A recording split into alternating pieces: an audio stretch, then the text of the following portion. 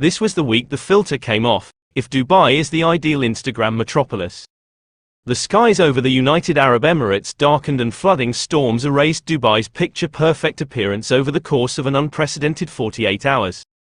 Almost double the UAE's annual average of 25 centimeters, 10 inches, of rain poured in one day, submerging most of the city's outdoor infrastructure. One British expat in Dubai, Jordake Ruffles, told BBC News that it seemed like living through the apocalypse during the storms. Gazing from his apartment that overlooked the normally serene harbour of the city, he witnessed furniture being hurled from balconies by strong winds and Rolls-Royce automobiles left abandoned on roads that abruptly turned into rivers. Because we live high up, we hardly get a view beyond the balcony. It seemed like it was the middle of the afternoon at midnight, he remarked.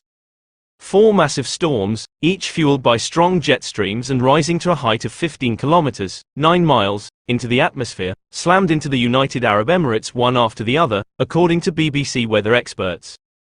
Although people received warnings through a public alert system, heavy rainfall over the Gulf's desert landscape is not unheard of. Yet, Dubai's meteorological infrastructure was unprepared for the worst rain since 1949. The extent of the flooding that struck Dubai this week was beyond the capacity of most contemporary cities, in many respects. The city's main attractions, which were mostly inside to avoid the intense heat, found it difficult to deal with the unexpected inflow of water. When the storm hit, 29-year-old UK resident Caroline Subert was at a shopping centre with her husband. The mall was flooded, ceilings were collapsing, she continued. The metro was closed and the cabs weren't functioning when we were forced to leave. We were stranded, had to sleep in the mall lobby overnight. A British teacher who has spent 10 years in Dubai, Matt Weir, said that although people were aware that a storm was approaching, its ferocity left neighborhoods underwater. Even if the week's weather is expected to be more blue and bright than usual, some storms are still anticipated, and Dubai's leaders are counting the cost as roads and other infrastructure are still severely damaged. The public order for authorities to quickly work on studying the condition of infrastructure throughout the UAE and to limit the damage caused was issued by Sheikh Mohammed bin Nahyan, the president of the United Arab Emirates. Until the end of the week, government personnel are instructed to work from home, and private companies are urged to follow suit.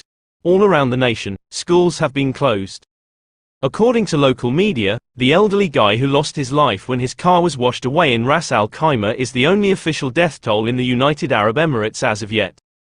The second busiest airport in the world, Dubai International Airport, has seen some of the greatest disruption.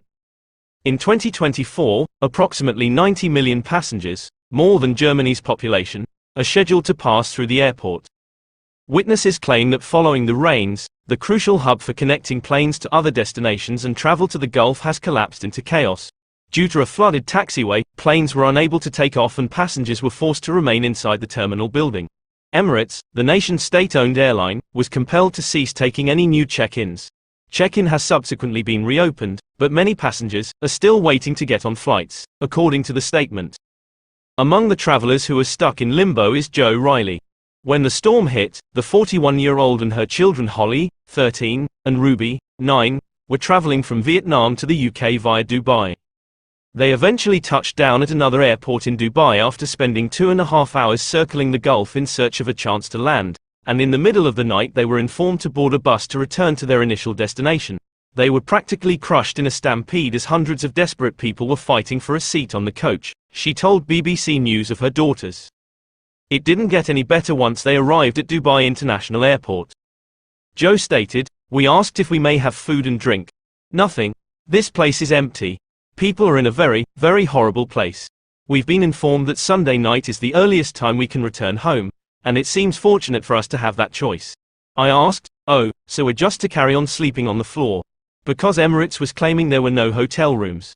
They gestured to the corner of the check-in area and said, yes, go make yourself comfortable over there." Another Brit, Jonathan Finchett, spoke of apocalyptic scenes in the airport as travelers were arriving to discover their flights were cancelled. He told BBC News that he observed people barricading themselves behind a circle of luggage trolleys to keep themselves safe because they didn't feel that safe because there was absolutely no staff. Pure chaos was the state of the lines at the ticket booths, he added, adding that hundreds of people were stampeding towards this, like a crush. Women started yelling that they were having trouble breathing all of a sudden. Emirates stated that it understood how difficult it is for everyone affected, and that operations were getting back to their regular schedule.